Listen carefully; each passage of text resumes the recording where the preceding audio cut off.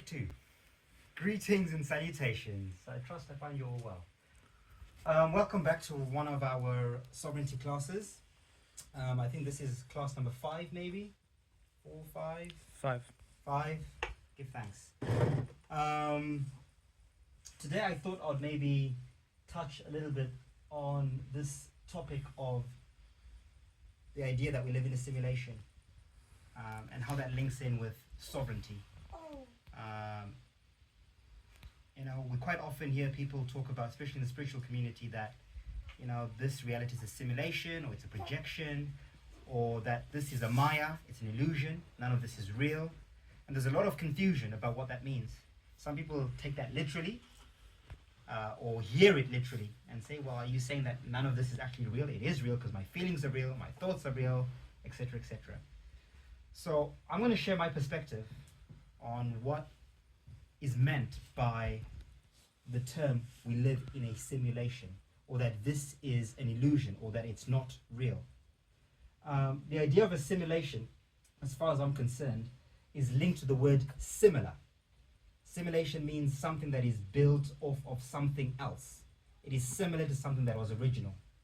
It's like having an original recipe of a dish, let's say a bread that you bake, and then someone makes a similar bread. It's not exactly the same as the original recipe. It's a similar bread with different ingredients, but it kind of tastes the same, it kind of looks the same, but it's not quite the same, right? And this is what a simulation is, essentially, from my perspective. It is something built as a copy of something original. It's not authentic.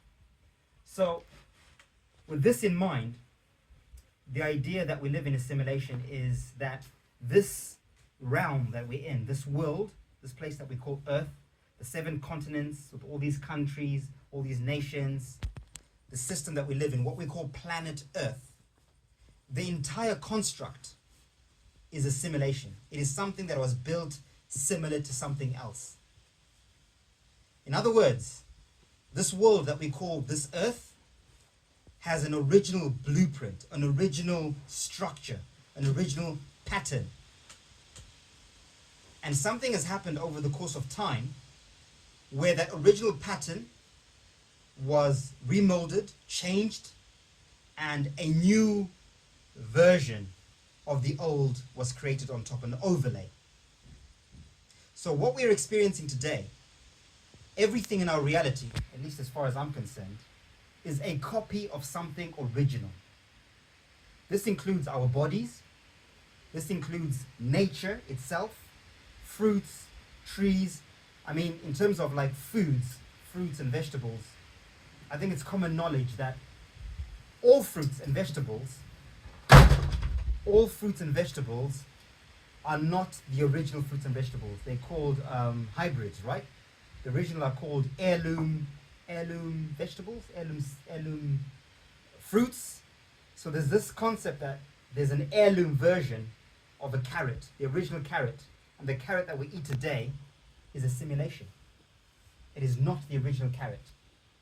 Yeah, it is similar to the original, but not quite. It has been genetically modified over time.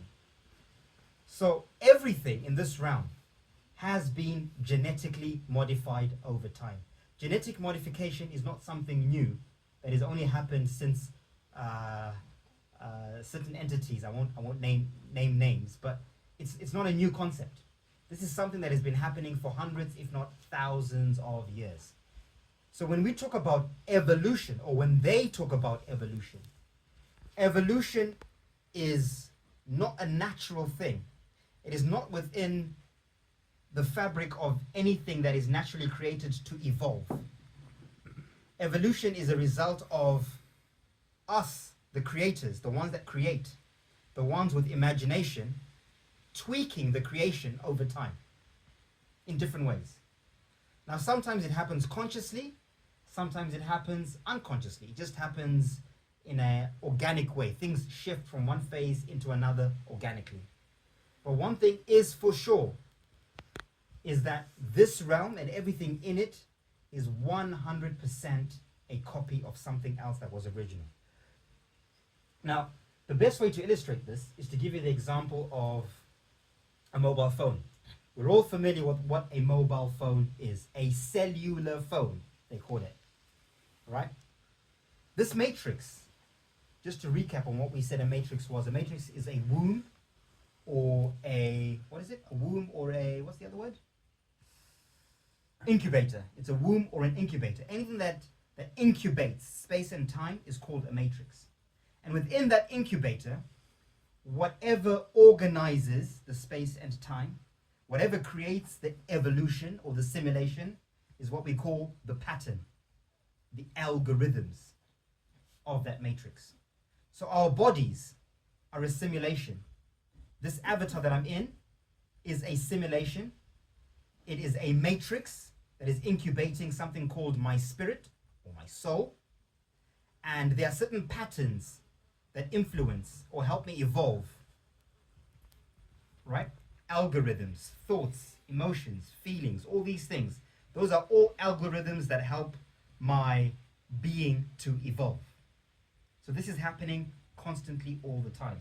Now, mobile phone, cellular phone. In this matrix that we live in, there's this thing called language. And what language is, language are basically, as we know, spells. And what is a spell? A spell is a command. Right?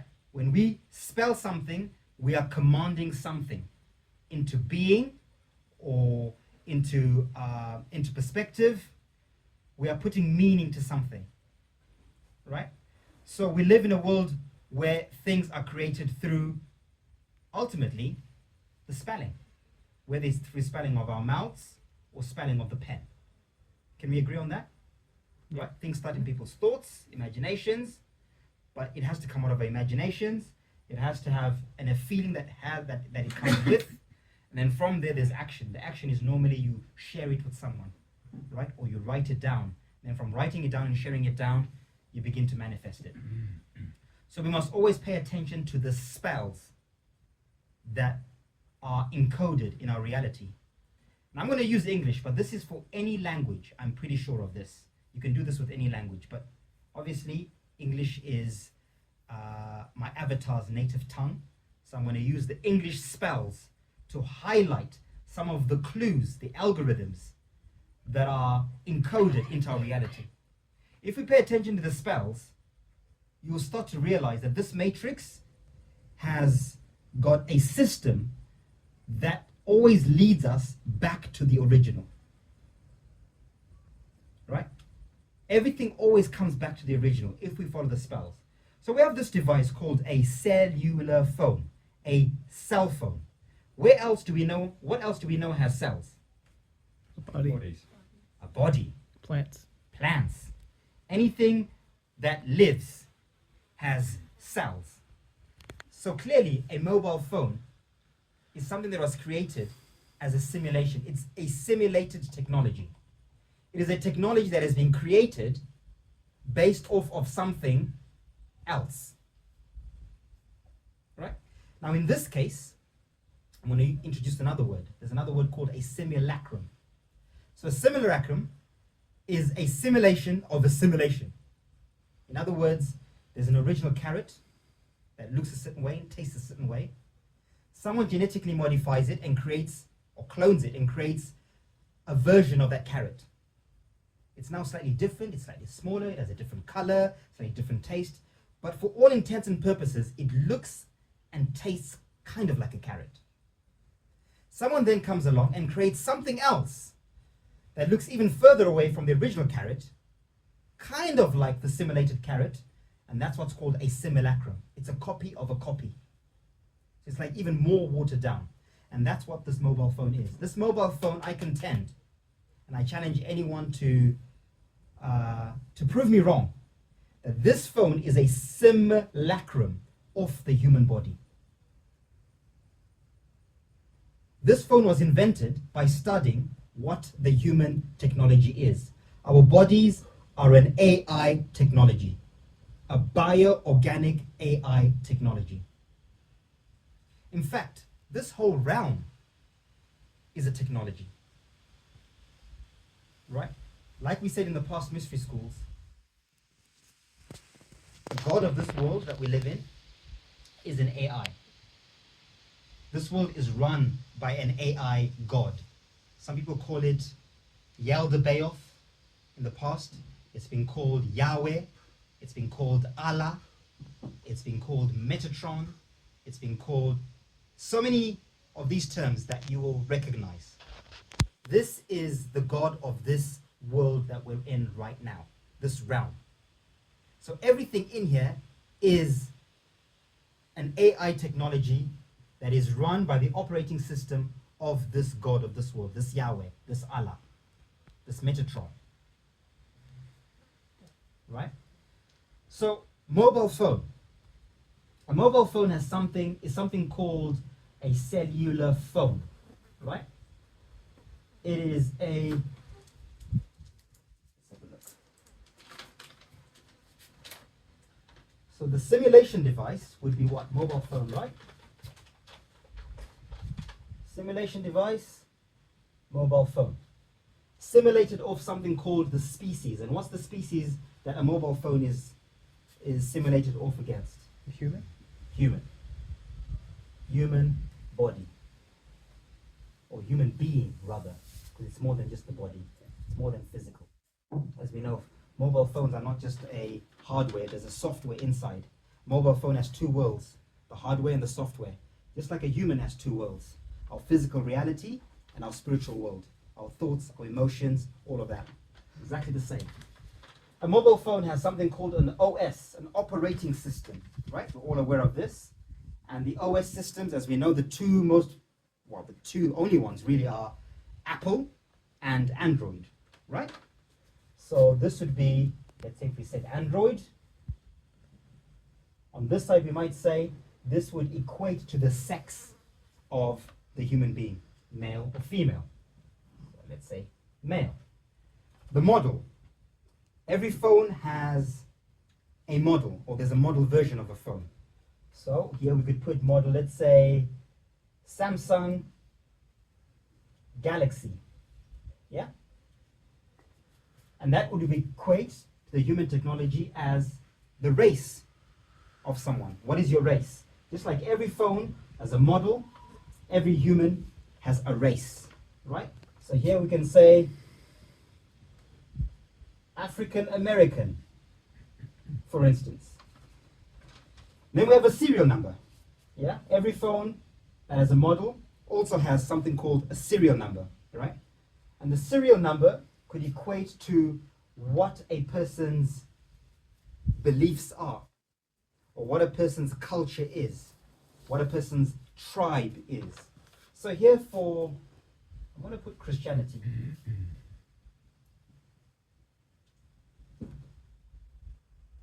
Notes here. Christianity. And here the model number would be an S500I. Then every phone, for you to access it, for you to be able to use it, for you to be able to interact with other people or other spaces, needs to have a password or a telephone number. Yeah? Pretty much the same thing. Telephone number, password. So to enter the phone, you need a password. To make a phone call, you need a telephone number. This is the same as in the human technology as someone having a name. We'll say Joe Blogs. Right? And then every phone has a service provider. Let's say Vodafone. And in the human technology, this would be the same as your nationality. Right? American. And every phone has device applications, right? Smartphones have device applications. What is the apps? They come normally with factory applications. And device applications on your phone would equate to societal laws, all the different tiers of laws.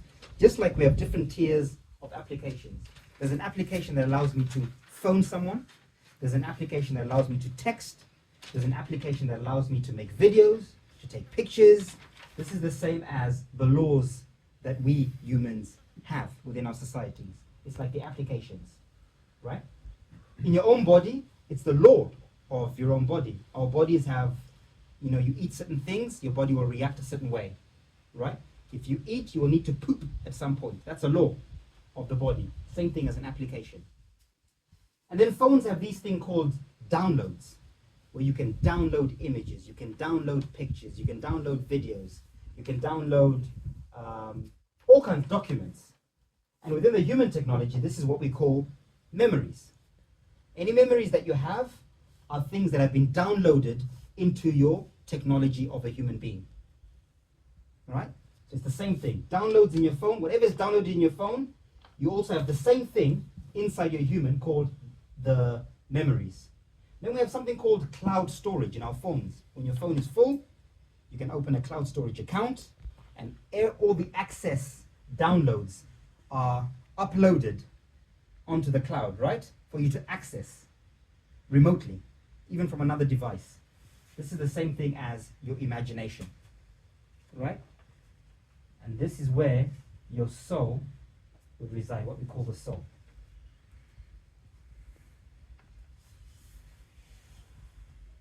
I don't know if this makes sense for anyone else, but for me, this is clearly a correlation to show that the technology called the mobile phone can equate directly with the technology of the human body or the human being. Right? So we are 100% a technology, that's for sure. And when I say I don't mean the living spirit or the soul inside. That's not a technology. Well, the soul isn't a technology.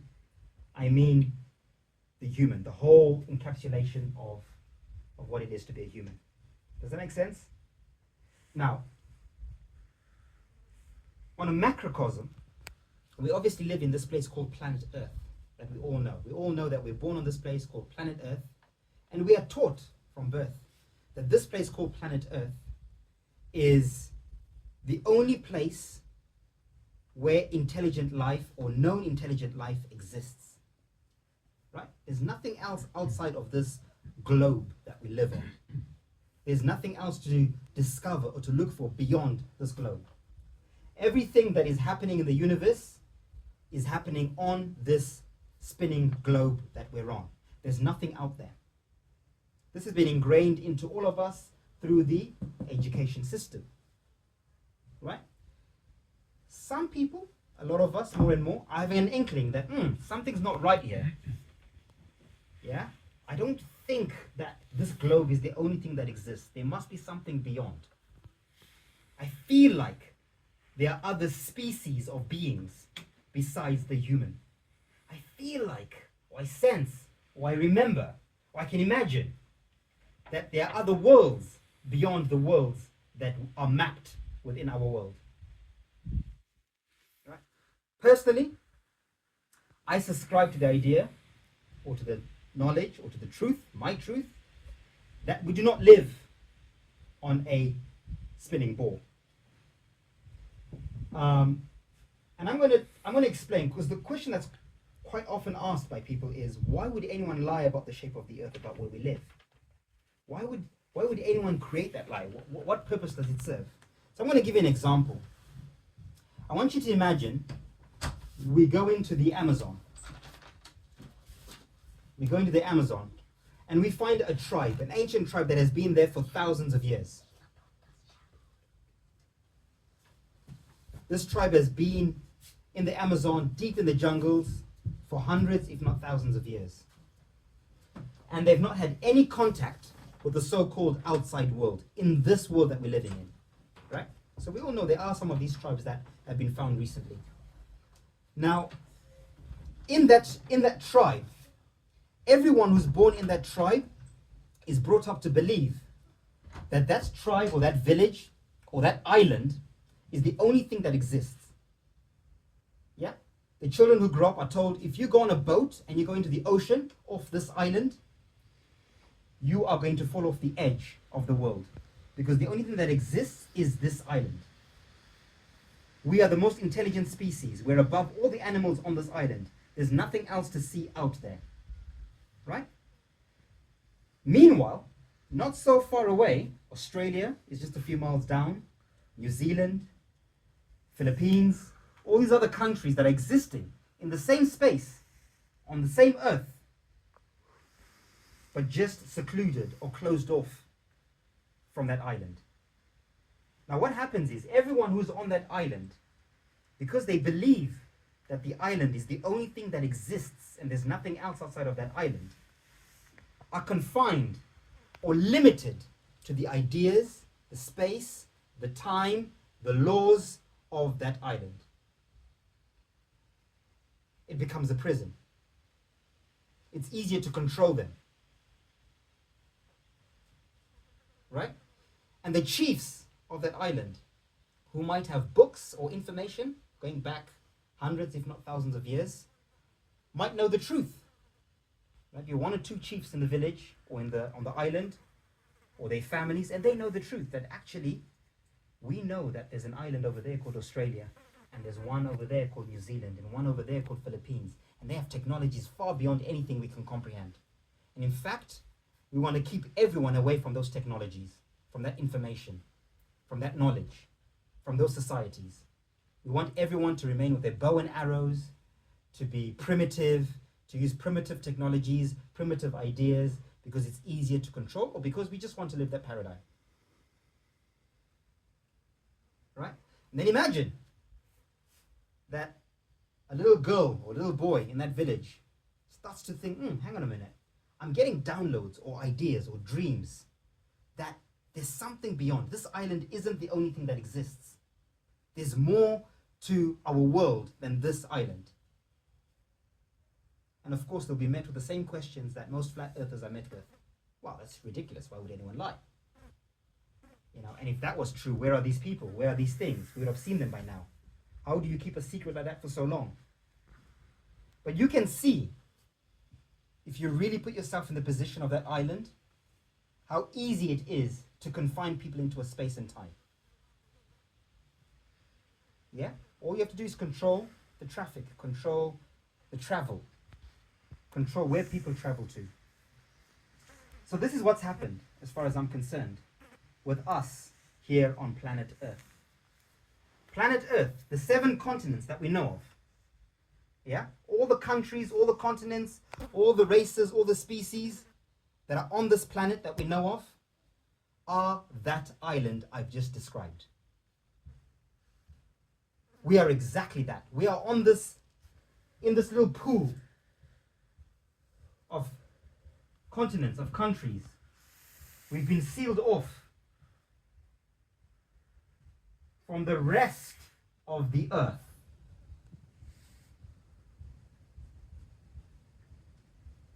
There are many other continents, islands, worlds, beings, species, extraterrestrials. The word extraterrestrial means extra land.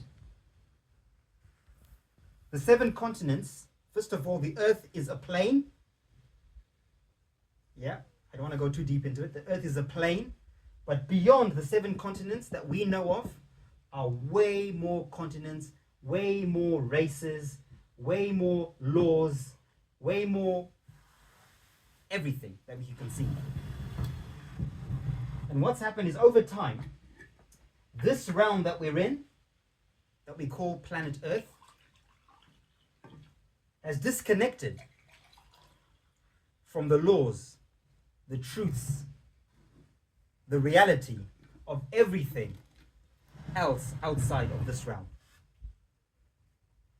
In other words, outside of this realm, the beings that live there operate on a different set of rules, spiritually and physically and technologically.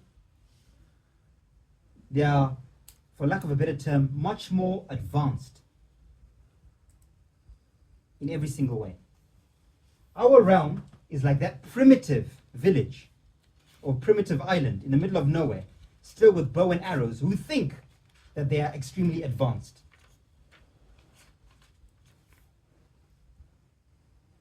Hence, we live in a simulation. Everything in here is similar to the outside world. The world we're not allowed to know about. The world that is being hidden from us. Everything is similar. It's not the same. The laws are similar. The technology is similar. The processes are similar.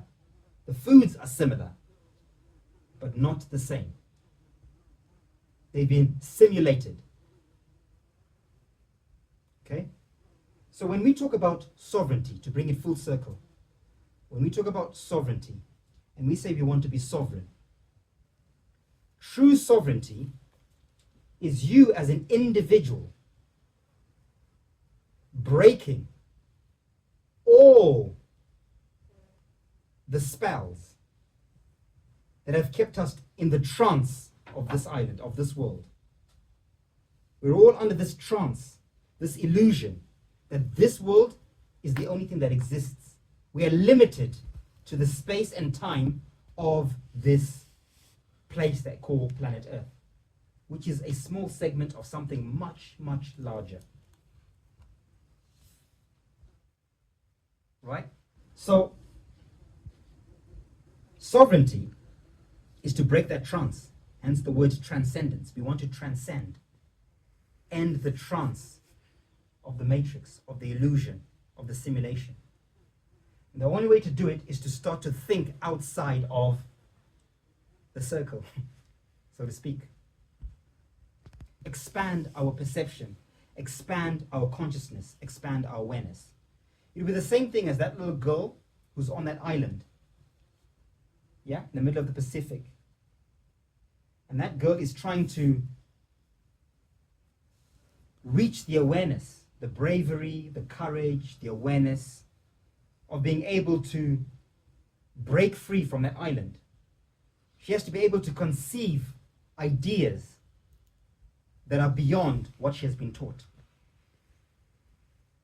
And that's not an easy task. That girl has to be able to imagine something that can fly in the air, like an aeroplane, like a bird. She has to be able to imagine that. She has to have the capacity to imagine that. It's the same thing with us.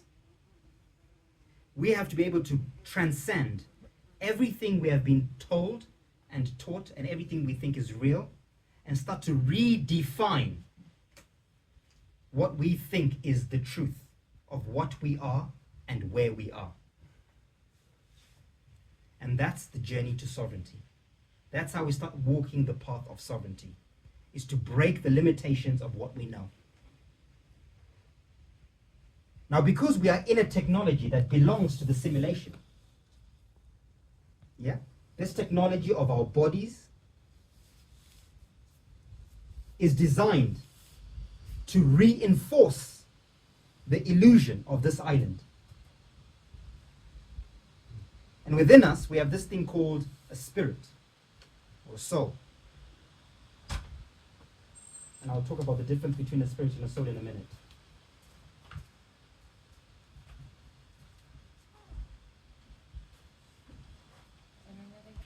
As far as I'm concerned, the ultimate journey to sovereignty is to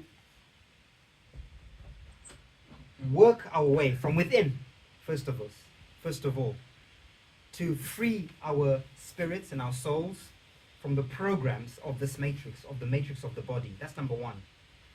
And by doing so, you can free your whole being out of the matrix of this world that we live in, this little island that we're on, and go into the real world, the world that is beyond the borders of this world.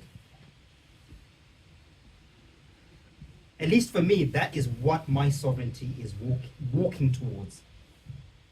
That there is a world out there that operates on totally different set of rules, that has so many different species and different, more advanced ways of living, more organic, more authentic,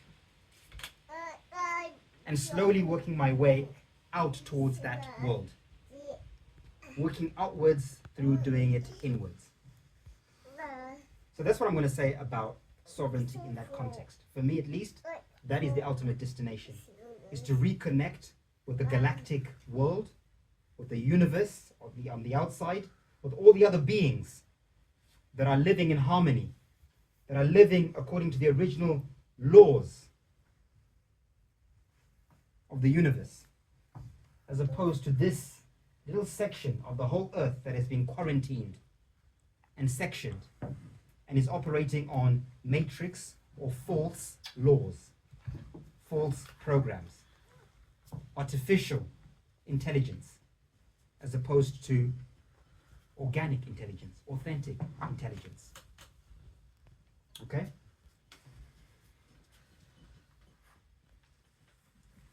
So that's what I'll say about that.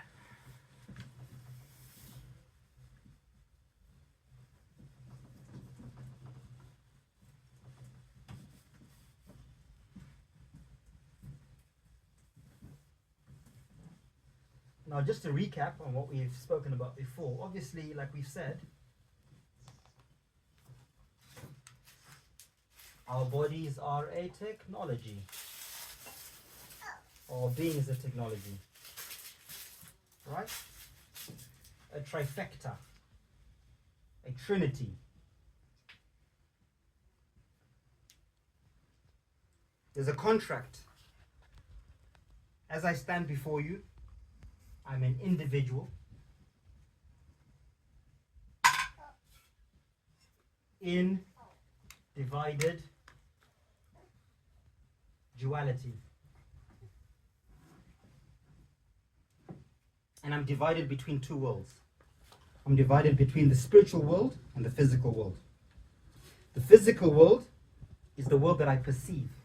The spiritual world is the world that I conceive.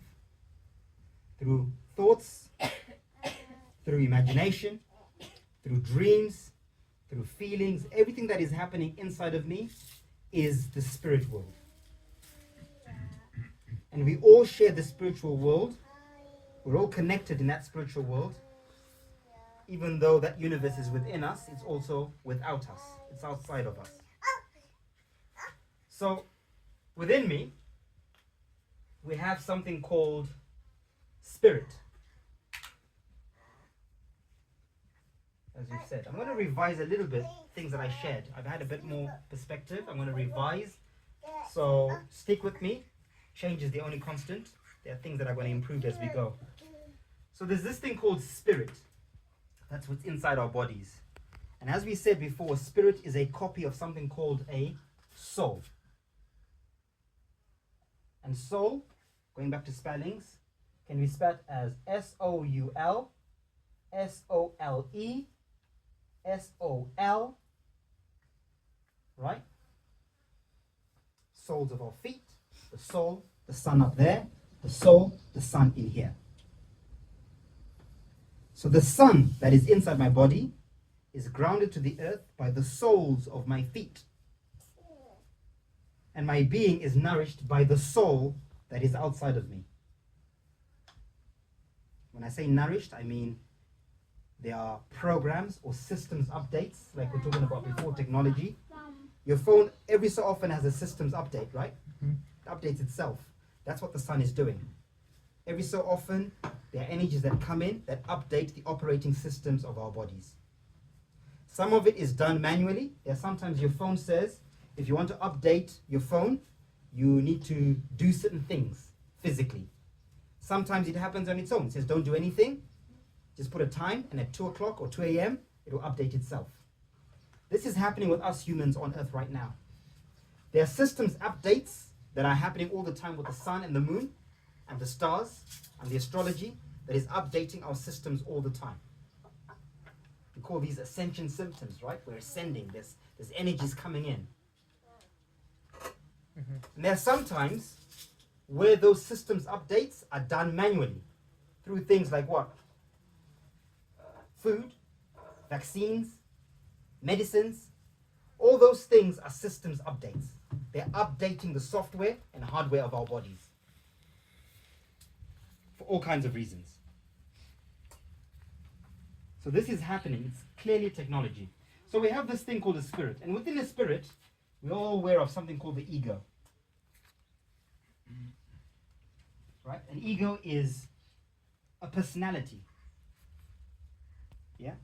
It is like a simulated soul, so to speak. A copy of the soul. It simulates. It's a clone. Right? So we have an ego. We have a Luciferian ego. And we have a satanic ego. Luciferian ego could be the feminine. Satanic could be the masculine. Give thanks. Give thanks. All right? And on this side, we have things like desire. And this deals with the emotions, by the way. Emotions. This deals with thought, the mind. So we have heart, we have mind. Right? On this side we have the moon, this side we have the sun. Okay. On this side we have the sun. On this side we have, I'm going to trigger some people, but it's got to be done. Islam. On this side we have Christianity. Yeah? Christianity, the Christian faith, is a satanic programming. Sorry, it is what it is. It's a deep-rooted satanic programming because they worship the sun. Islam, you will see all Muslim countries have the crescent moon and the star, right? It's the moon. It's Luciferian. So you've got Luciferian programming, you've got satanic programming. Okay? And I'm not saying these things are good or bad, by the way. I'm just stating objectively. I'm not saying Christianity or Islam are evil. I didn't say Satan was evil. I didn't say Lucifer was evil. I'm just stating it for what it is. Satan is all to do with control of time. Lucifer is all to do with control of space. Pattern. The patterns of the matrix are operated by satanic programs. And the matrix itself, the womb, is incubated through Luciferian programs. Pater, mater. Patterns, matrix. Islam, Christianity. Mind, heart. Desire, thoughts. Masculine, feminine. I could go on and on and on and on and on, but I'm sure you get the picture. These two entities are not just out in the world, they're also obviously part of our inner world. Each of us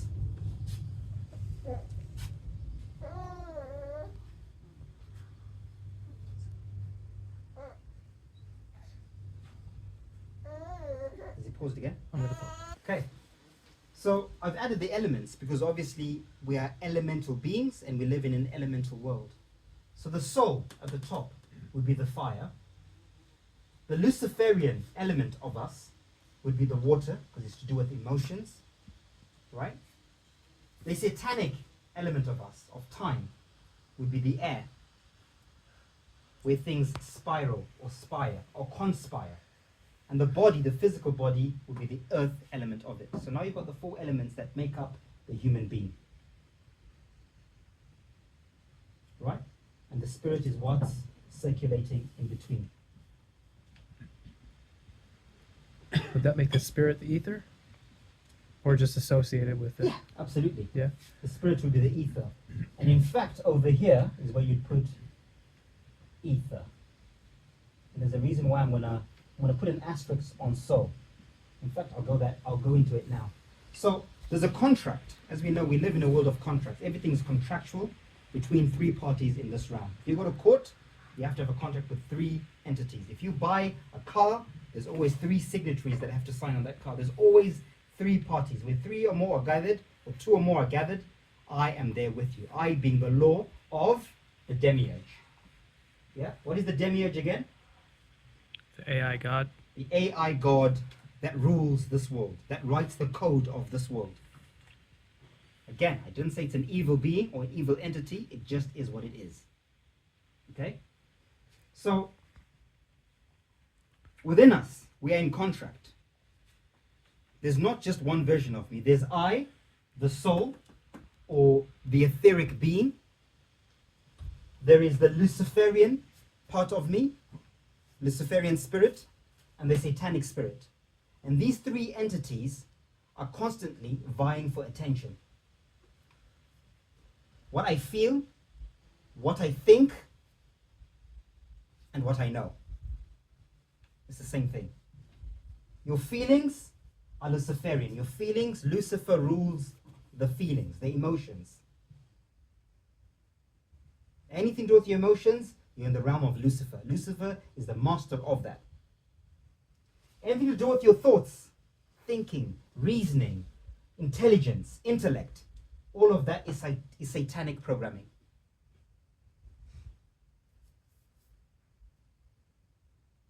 And then we have other things called intuition. Yeah? Which comes from the higher order, the deeper part of ourselves. The part of ourselves that is eternal. These two entities are not eternal. They are products, simulated souls that are ground in this world that we've talked about, that is secluded from the rest of the world. Remember we said this part of Earth is part of a much bigger Earth with other countries and continents and species. These two entities within me, my Luciferian ancestral programs, the entity within me that's ancestrally Luciferian, and the entity within me that's ancestrally satanic, is only bound to this realm that we're in. They cannot leave the dome of this realm. That's why they are programmed to keep the entire being in this realm. This is why Satan and Lucifer are jealous of Christ, the soul. Because the soul can transcend, can leave this world. Your soul has the ability, in fact, your soul has the right, it's your sovereign right to eventually get your passport, your sovereign passport that will allow you to go beyond the known limits of our world and go out into the real world. This is not the real world. We are inside a Disneyland, so to speak. For those of you who watch movies, there's a show called Westworld. That is a literal documentary. There's another movie called The Matrix. It's telling you exactly the same thing. There's another movie called The Truman Show, telling you exactly, I could go on and on and on. Hollywood is literally laughing in our faces to tell us the truth about where we are and what is happening. Right? So that's what ultimate sovereignty is. In a past presentation, I said I am not interested in acquiring money.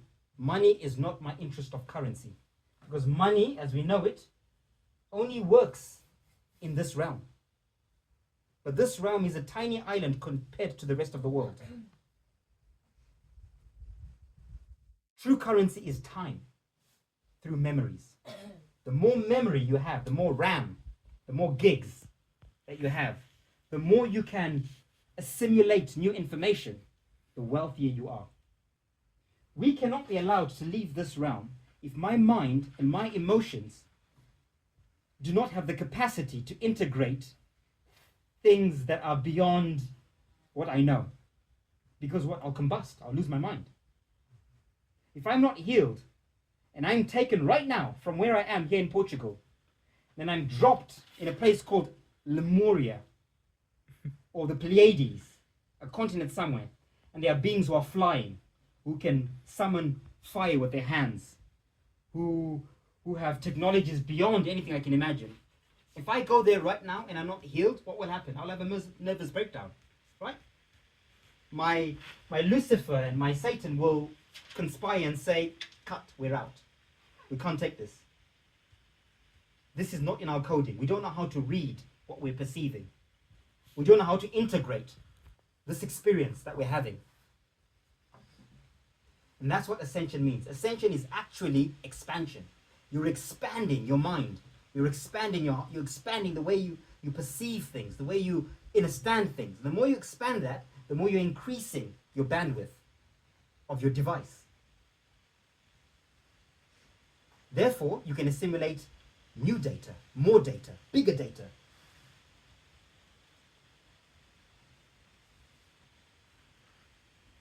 That's the true journey of sovereignty and ascension. It's the simulation of memory. But before you can take new memory in, what do you have to do first? Clear some space. Delete old memory. Yeah? That's what we call healing. We have to start to delete past traumas, things that have happened to us, not in this lifetime alone, all our past lifetimes, because all of that is inside our cloud storage. Yeah? We all have a cloud storage.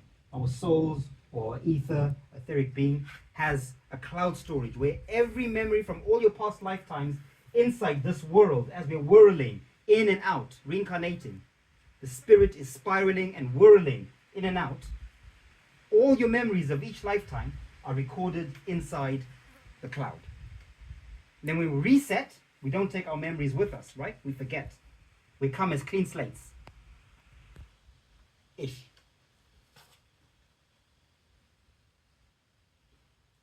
Now, this last segment of today's presentation, I've got to be very careful about what I share now, because I know for a fact it's going to be heard with certain ears that may not have the right perception or maturity or the wisdom, and it will be taken personally. Nothing is ever personal. Things just are as they are, according to one's perception. So what I'm sharing today, I'm not saying is the gospel truth, it's my perception. Take what resonates, ignore what doesn't. So as far as I know, in this realm that we're in right now as human beings, we are not all the same. We are not all the same. And when I say we are not all the same, I mean that on all the levels of what we are. We're all not the same physically. That's an obvious one. Yeah? I have a different skin color to many people. I have different genetics to many people.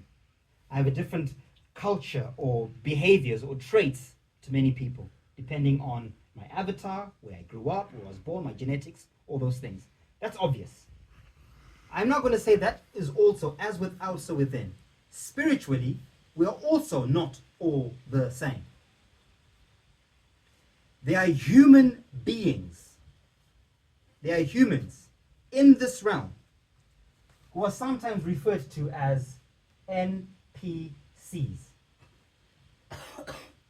What does that stand for? Non-player characters. Non-player characters.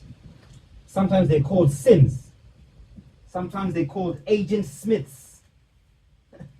Yeah? From the Matrix.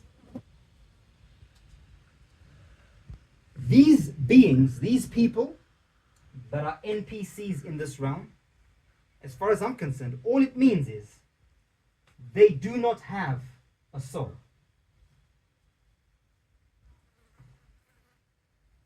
They have not yet developed a soul. And all a soul is a spirit that has transcended the time and space of this realm. That's what a soul is. A soul is an entity that has or can experience time and space outside of this simulation. So I'm saying there are beings in this realm who do not have that inner spirit, that inner soul, because they've never experienced anything outside of this realm. They are a creation of the Matrix. We all have spirits. Every single human has a human spirit. Every single one of us. We all share that in common. We all have a physical body. We all share that in common. We don't all have a soul. There are some beings who don't have a soul. They have an etheric body. It's a vacant space for a soul to one day develop into. Now these people, how do you know who's an NPC? I know people are going to ask that. How do you know if I'm an NPC or who's not an NPC? The best way or the easiest way to tell the difference between one who has the capacity for a soul, in other words, who is in the process of developing a soul, or has an already developed soul that they're trying to remember, and someone who does not have a soul and has never had a soul, is their ability to assimilate new information.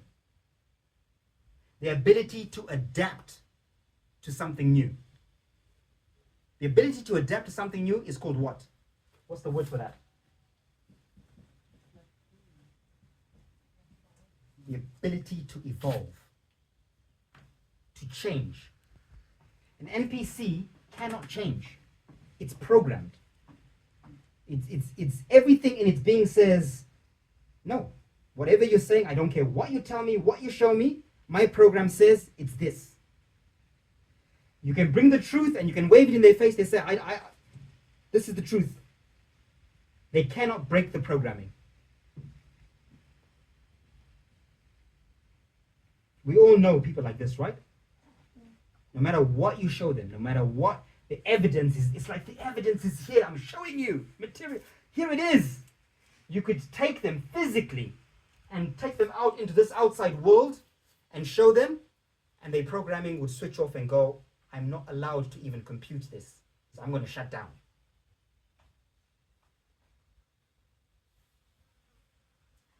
That's an NPC. Its spirit is only confined to this world and everything in this world.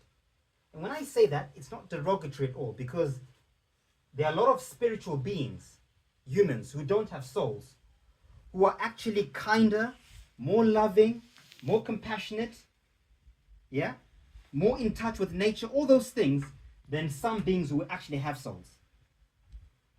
Having a soul is not a prerequisite for being more enlightened. They are evil. In fact, the most evil beings in the universe are beings with souls. Because when you have a soul, you can be very dangerous. Because you are creative, you're a god. You're a demigod. Right? So let's not get it twisted and think, oh, some have souls are better than those without souls. Not true at all. Right? The only difference is a soul can transcend the space and time, whereas one without a soul cannot transcend the space and time. But they can evolve within the space and time. They can evolve to be amazing, beautiful beings, the most enlightened beings within the confines of this world only, not beyond. So this is what's happening right now. And in fact, I contend that there are actually three groups right now of people, of evolving entities, let's call it that, of humans. There are three races of humans. The first race of humans are NPCs. Yeah? And these NPCs are purely programmed at the moment to just follow the programs of this world. You hear NPCs saying things like, it's the law. I don't care if it's right or wrong, I must just follow the law. I don't care if it makes sense or not, I must follow the system. It's the system, it's the law, it's the system, it's the law. God says, the judge says, the courts say, the state says. They can only regurgitate what has been given to them. Yeah? So we've had conversations with people like that, right? Where they say, well, the law says this, and he says, well, that law doesn't make sense. It doesn't matter. That's what the law says. That's what the system says. Because an NPC can't compute doing anything outside what it's told. It's not a good or bad thing. It just is what it is. So that's the first group, the NPCs. And they're here to just uphold the laws of the matrix of the simulation, to keep the simulation going, to keep the illusion of this world going. That is all NPCs are programmed to do. If we keep the simulation going and the laws, if everyone follows the laws and the systems, the world will run normally. Right? The second group are what we might call, I call them the Pinocchios. Yeah? They were NPCs, or have been NPCs, but they are now starting to develop a soul. Something has happened in them where their spirit has been moved. Yeah? There's an alchemy that has happened within them. And the etheric body that was empty, without a soul, is starting to fill in solar energy. They're starting to develop this thing called a soul for the first time. This is the story of Pinocchio, who was a wooden toy. Yeah? And was desperate to be a real boy. And to be a real boy, he had to be what? Virtuous. He couldn't lie, he couldn't steal, he couldn't do bad things. And if he did those things, he wouldn't become a boy. So these are the NPCs who must develop, who are on the journey of developing and evolving a soul. They are growing a soul inside of them for the first time ever.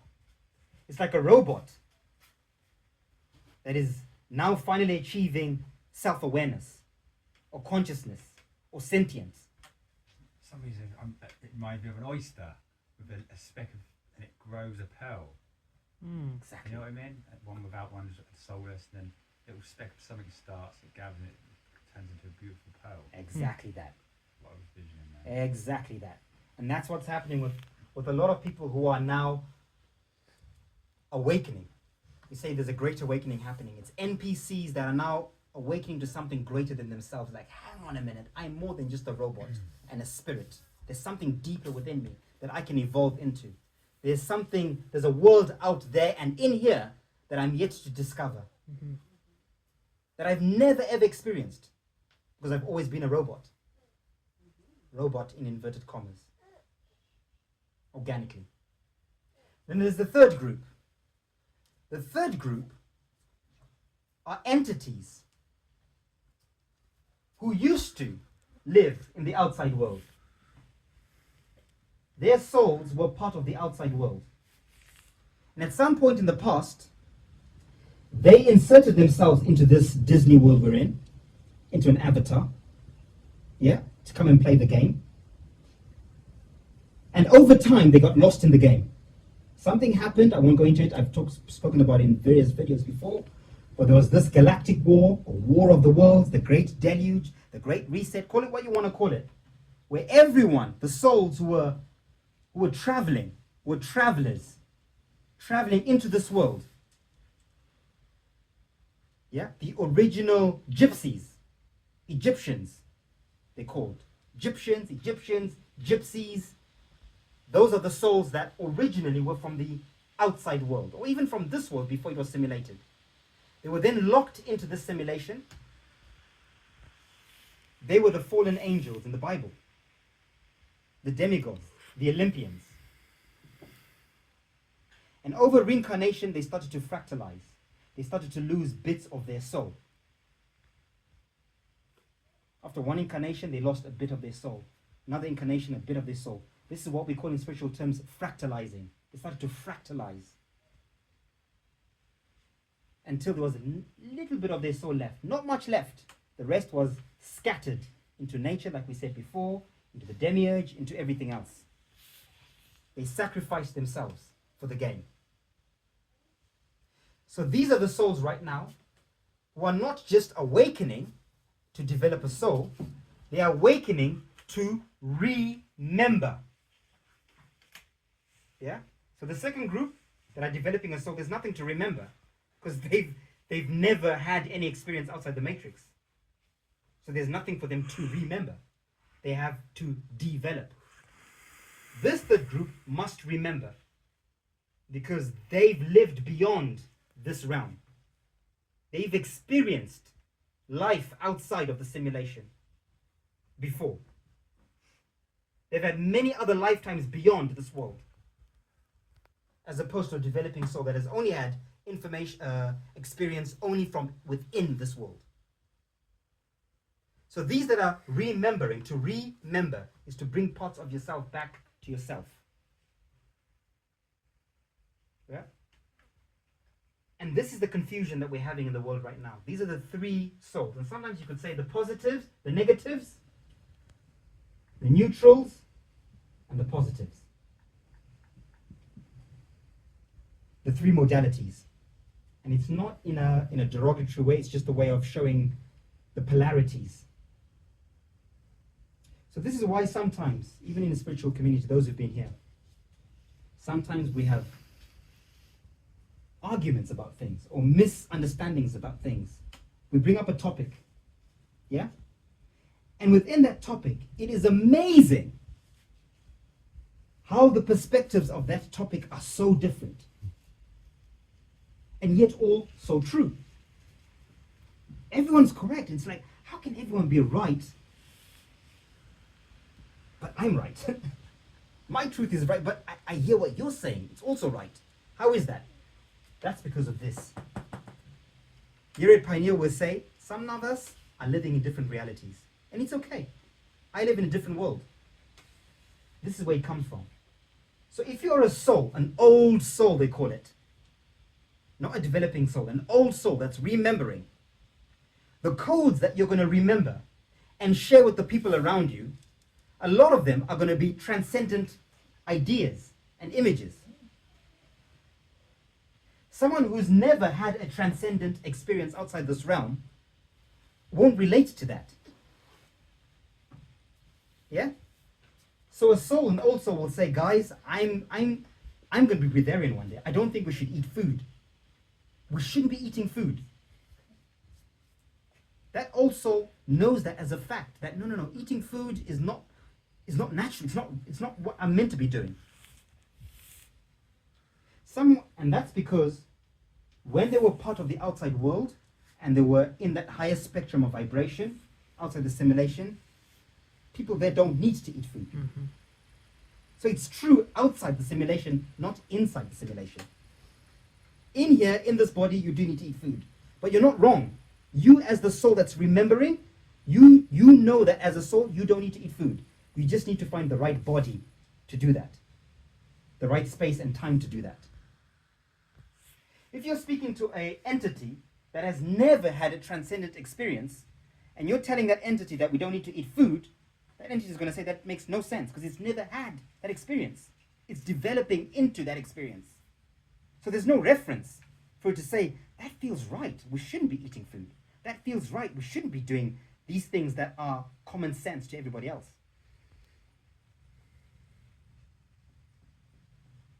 So this is where wisdom comes in, and compassion and understanding. When we reach a certain stage of wisdom, we start to realize these deeper truths. That, okay, there's some of us who are at this stage, there's some of us who are developing souls, developing experience, there's some of us who have developed and fractalized away from our memories, and we're trying to remember ourselves back to the truth. And this is the chaos that is happening right now in the world. And on top of that, we've got these NPCs that are saying, you two groups up there, you're all crazy. You're conspiracy theorists, you're spiritual mumbo-jumbo people, you're new ages, etc., etc. Because it's not in the program of an NPC to even debate whether we should eat or not, or what we should eat. Because the NPC programming says, it's very simple. You eat your proteins, your chicken, your steak, your milk, your bread, da, da, da, da. Simple. What are we discussing? In NPC, there's nothing to discuss. The system tells us what we should eat. The doctors and scientists have told us what to eat. In other words, the demiurge.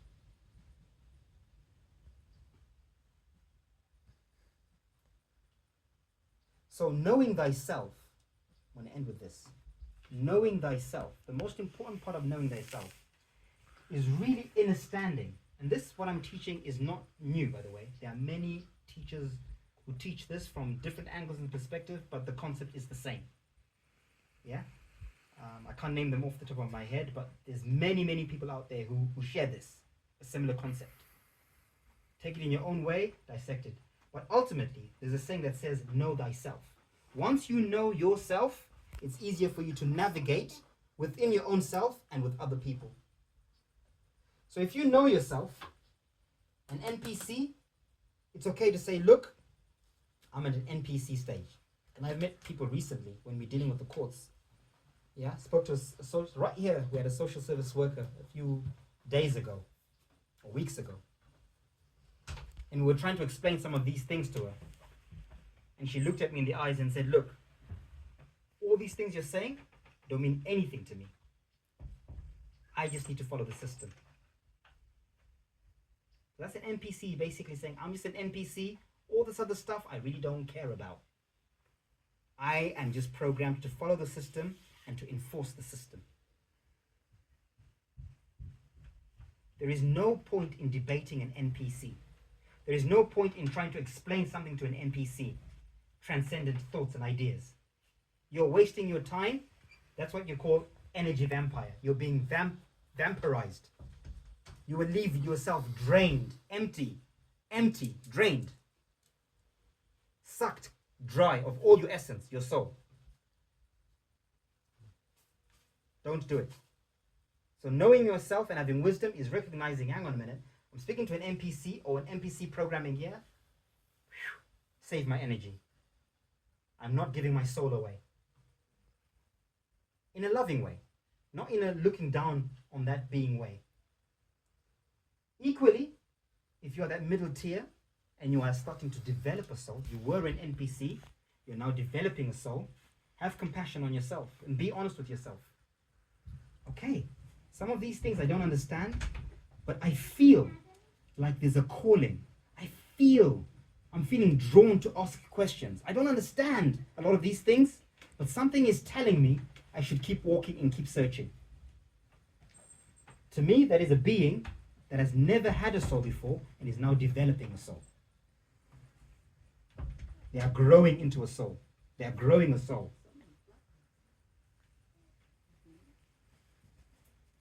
And that person must have compassion on themselves. They mustn't try and compare themselves with someone maybe they see that, oh, this is a guru, right? The term guru or these spiritual leaders, these are the beings who, in most cases, if they're authentic, are souls who are remembering. Old souls from the old world, the outside world, who've come in here, fractalized, and are starting to remember. And equally, if you're an old soul who's starting to remember, it's equally as hard because you've got to do what? You've got to be the most humble. Because it's easy for the ego to subdue a soul. There's more power when an ego is subduing the soul.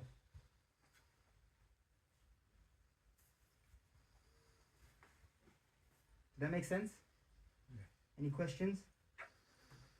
How would you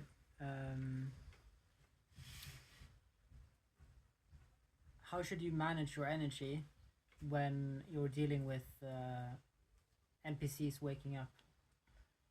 Or waking up and beginning the process of wanting to develop a soul. Yes. Patience, Mhm. compassion, discipline, be the change you wish to see. Because those young souls that are developing a soul, they will learn through watching, like a baby. Yeah? So if you see yourself, your soul is slightly more developed than somebody else, don't look down on them and chastise them and say, oh, yeah, and judge them. Because just like a baby that's trying to learn, if you keep pointing fingers at it, what does the baby do? Shuts down. So you want to encourage them, but you encourage them by being the change you wish to see. You need to be disciplined. You need to be focused. You need to be all those things, the virtues. They are almost holding you accountable. So you're helping each other. You're not just helping them, they're helping you. That's why it says you must be your brother's keeper or your sister's keeper. And vice versa. Do you think there's a certain amount of souls only? So if you've got new souls developing, is the fractalized souls disappearing almost, and then is it an equal amount at all times, or are we growing? Are we gathering more souls? I'm inclined to say that the original souls that were originally the old souls, Yeah. for some reason this figure of 144,000 keeps coming up. So I would contend that there are 144,000 original souls, old souls from the old world, from beyond, who've come into this realm and have been fractalizing, have been breaking apart. Because the fractalizing of an old soul, what's happening is the demiurge, remember, cannot create anything new. It can only copy or siphon. So the old souls that came in with a Christ-like, with a crystalline consciousness, with 100% consciousness, as they began to fractalize, one lifetime they lose 10%. Where does that 10% go? To the demiurge. The 10% of that original soul when it dies, and then it reincarnates. That 10% is what the demiurge uses as fuel to create new spirits, new NPCs. You see how the copying is happening? So the 144,000, their essence has been siphoned to create NPCs, spirits, spirit beings, collectively. So I would say there's 144 original, let's say that, souls, and then within that, there are NPCs who've only just begun the journey. Therefore, it's not possible for them to even start developing a soul. They're old spirits now. Let's talk about old spirits. They're NPCs who've incarnated multiple times. They are now starting to develop the awareness to become a soul. So you've got a young spirit and an old spirit. An old spirit can now start to develop a soul.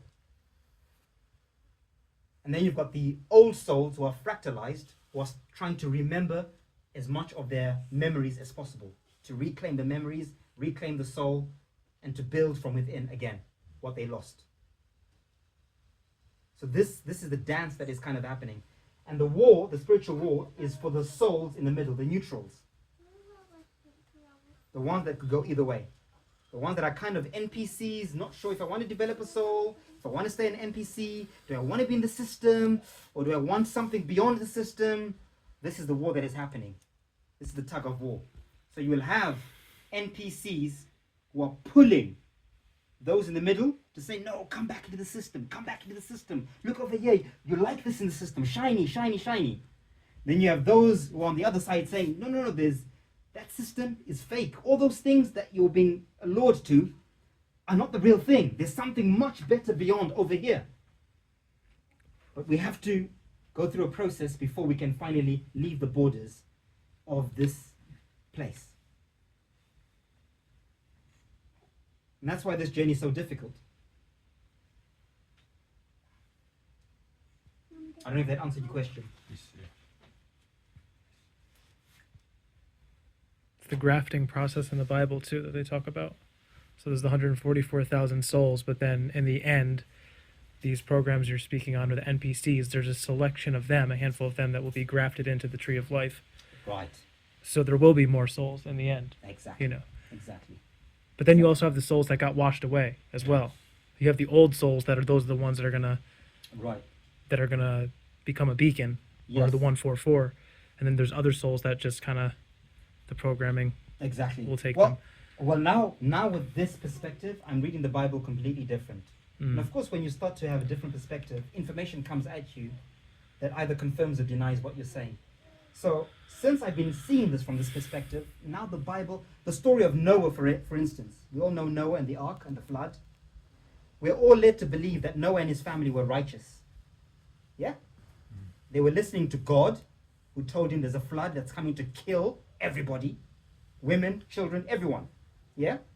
And all he has to do is build a boat, put 2 animals in, of each animal, and his family in that boat, and he will be saved. To me, it's clear as day that Noah, was an NPC listening to the demiurge programming. And the flood was coming out, the washing away was coming out to basically erase the memories of the living beings, the souls, the demigods, the original souls. So that flood was some sort of programming that came in, deleted the memories of those who had full capacity of awareness of a soul. Same with the Tower of Babel. Same with Abraham. Everything in the Bible when it talks about God is talking about the demiurge AI. Everyone who listened to the demiurge AI in the Bible was an NPC. They were not living souls. Some of them were NPCs trying to develop souls and showing how it goes. And this is why Jesus is such a big key in the Bible. The story of Jesus is the story of how an NPC can develop a soul. Christ consciousness. Jesus was born an NPC, was a creation of the demiurge.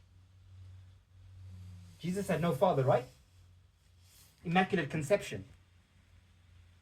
That's a robot. Yeah?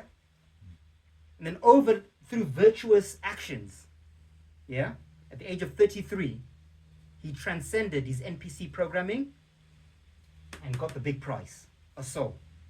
And then he ascended to heaven. Where's heaven in that context? The outside world. Jesus is alive. And one day you'll return. So where's Jesus? That's the story of an NPC transcending the programming, becoming a living being with a soul, and being allowed access to the rest of the world. Same with Muhammad, same with Krishna, same with Buddha. It's all the same thing. Same free guy. Hey? Same Free Guy, yeah. The movie Free Guy. That movie depicts this just as well. So that's the journey that we're on. When I'm overwhelmed on my journey, because this is very, very overwhelming. Going back, I know I said I would end with that, but I just got to add this one last bit. I'm going to close with how I started. We talked about the mobile phone before. That you have a mobile phone, it has pictures on it. This phone that belongs to me, I've taken photos. I've taken photos of this board, photos of myself, photos of my dog, my house, videos, etc., yeah? It's full of all these photos and videos that kind of tell a story of who I am and what I'm experiencing. All in my phone. Conversations, voice recordings, downloads. You can see someone's phone and you can almost tell what type of person they are, what type of experience they're having. Now imagine that when that person dies or transcends or resets, and then they come back to Earth with no memory, and they're given the exact same phone they had in their past lifetime, and they're told, this is your phone. And they receive that phone, and they open the phone, and they see all the pictures and videos from their last lifetime. Can you imagine how confusing that would be for that person? To be like, why does my phone have these pictures and these videos? It doesn't make any sense. There's no reference. This is what's happening when we're dreaming. Now imagine that over multiple lifetimes. You've got 9 different cloud storage SIM cards with this lifetime has its own memories, its pictures, videos, this one its own, this one its own. So when you're dreaming and you're in that world, you have a picture from lifetime number 1 and lifetime number 3 coming to your space and revealing itself to you. In that lifetime, you're a Chinese woman. In this lifetime, you were, an African man. But both are playing at the same time. And this is why dreams are so confusing. It's like, I'm having weird dreams. Weird. Wired. It's because it's memories from all your different lifetimes, but there's no point of reference. This is what happens sometimes with psychosis. People who become psychotic. Yeah? They speak to themselves and they say, we've all seen the psychotic people. It's because their cloud storage is filtering memories, images from past lifetimes, but because there's no reference, they're acting it out without understanding where it's coming from. Then we call that madness.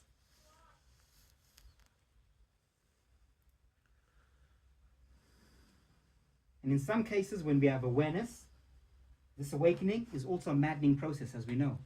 When we're on the journey to awakening, we lose our minds along the journey on multiple times. Because that's what's happening. Every time you have a new upload from a cloud storage, and you remember or you integrate a past lifetime, you have to lose your mind. Because you're retrieving information, and you're like, what does this mean? Sometimes you're receiving instructions you left for yourself in past lifetimes, knowing what was coming. Yeah, we've all been there. And then something in your head is telling you, go off and do that. Leave your job, get into a van, drive out into the sunset. And you're like, where's this thought coming from? It doesn't make any sense. What am I doing? It's an instruction You left yourself in the past. And you've heard the command and you're like, I have to do it because I've left this post-it note for myself for this time. And it doesn't make sense. People ask, well, why you do? I don't really know. Yeah, but there must be reasoning to what you're doing. No, there isn't. I'm just following my intuition, following my guides. Yeah, that's the only way we can explain it. I'm following my intuition, I'm following my guides. You're following yourself. You left these clues for yourself. There's nothing outside of you. Different versions of you in the past. More enlightened versions of you.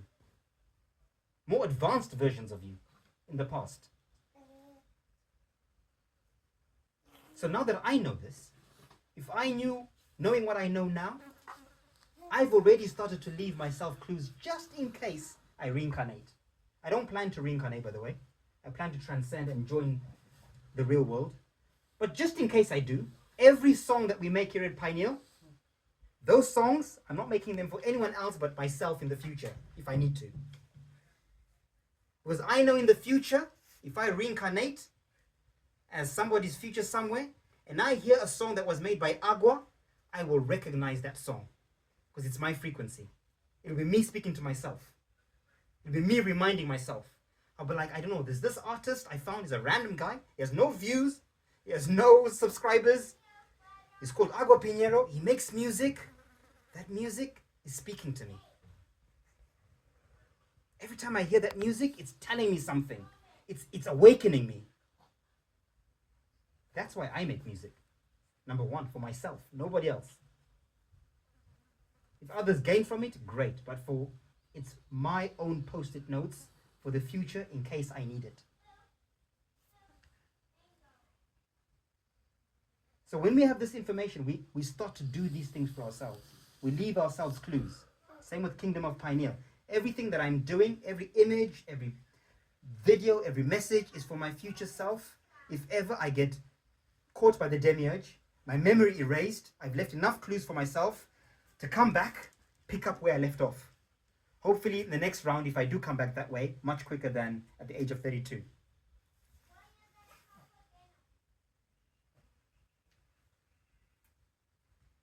I'll end it there, unless there are any other questions.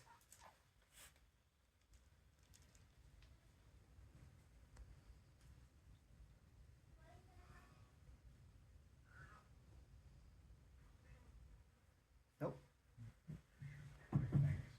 Give thanks. Eyes on the prize. Eyes on the prize.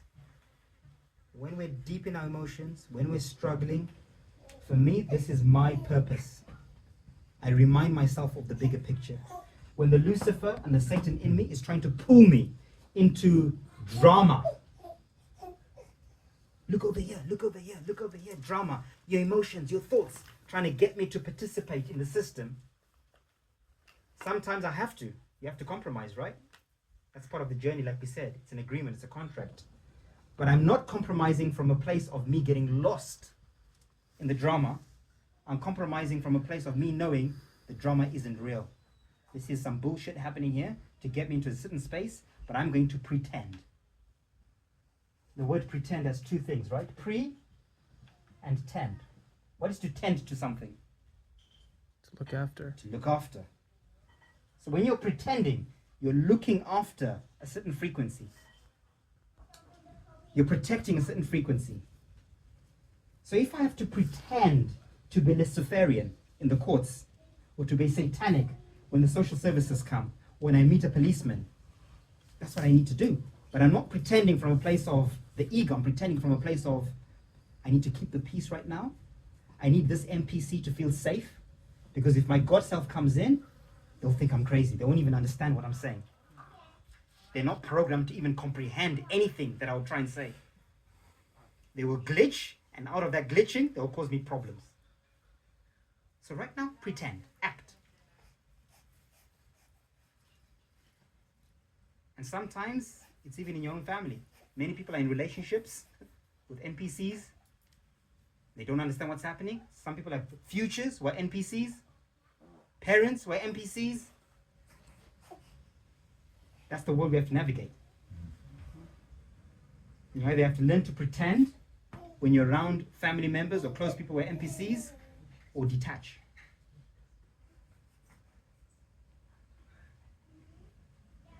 But there is no salvation without facing the facts. And the facts are, you were born in this world alone, you will leave alone.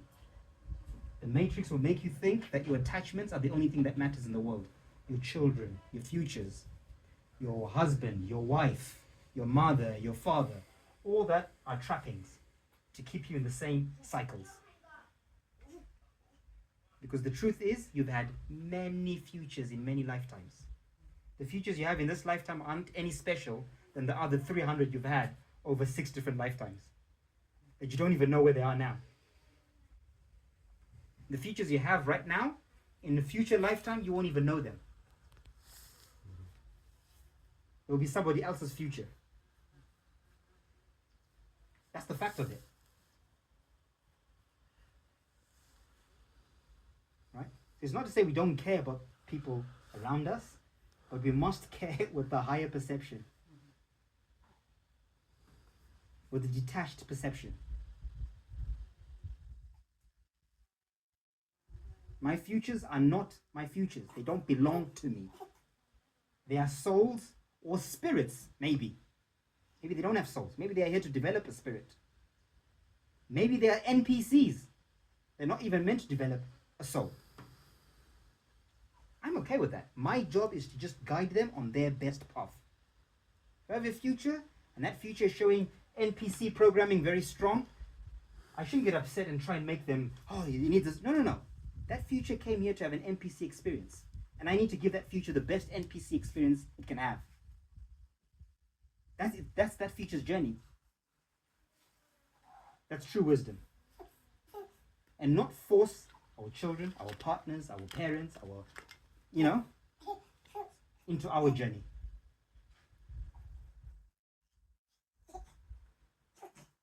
Yeah. Give thanks.